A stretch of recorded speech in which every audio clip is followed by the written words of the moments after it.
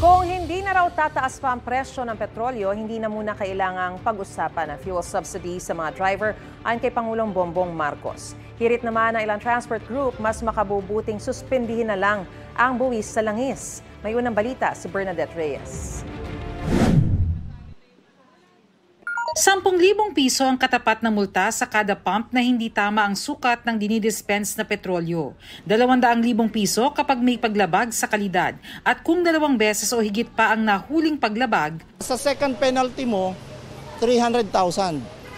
At the same time, mayroon din hong revocation ng inyong certificate to operate. Paalala ito ng Department of Energy ngayong may surprise inspection sila sa mga gasoline station. Sa pamamagitan ng mga aparatong ito, malalaman ng mga kawani ng DOE kung tama ba ang sukat ng produktong petrolyo na dinidispense ng mga pump sa mga gasolinahan. Ito namang boting ito ang kanilang ginagamit para makakolekta ng mga samples na susuriin ng DOE.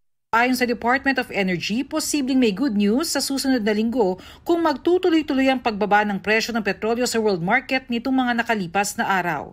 Ang estimate namin, rollback ko tayo next week.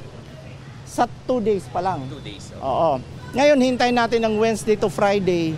Sa datos ng Department of Energy, mula sa higit $76 kada bariles nitong Biyernes, bumaba sa mahigit $68 ang presyo ng Dubai crude na ginagamit na batayan para matrigger ang fuel subsidy.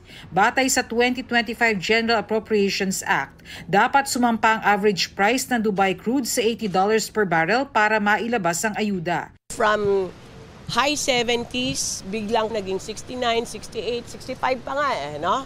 Ngayon parang stabilize siya. This is an effect of the ceasefire. Hindi yung ceasefire, yung parang kumalma na yung speculation.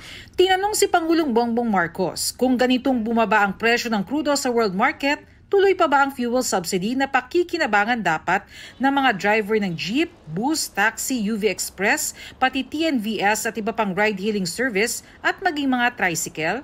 Kung di tumaas ang presyo ng langis, then there's no need for that.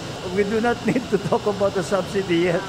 The price of oil has not gone up. It went up for one day, then it came back down. Gayunman, nakabantay pa rin ang Department of Energy sakaling tumaas ang presyo. Nauna nang sinabi ng ilang transport group na hindi sapat ang fuel subsidy para tulungan ang sektor ng transportasyon.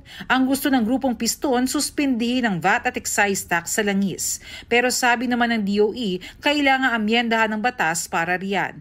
Mahigit 1 buwan bago magbukas ang sesyon sa 20th Congress, sabi ng Kamara, magiging prioridad nila ang pag-aaral ng buwis sa gasolina at diesel. Importanteng mabigyan din to ng tugon sa 20th Congress. So, kung sa pagsuporta ay kailangan mapakinggan kung ano-ano yung mga factors na kailangan para matugunan yung pagpigil ng pagtataas ng mga presyo ng bilihin. Sa Senado, isusulong daw ni Senate President Chis Escudero ang pag-amyenda sa batas para mabigyan ng standby authority ang Department of Finance na ibaba ang VAT kapag tumaas ang presyo ng petrolyo.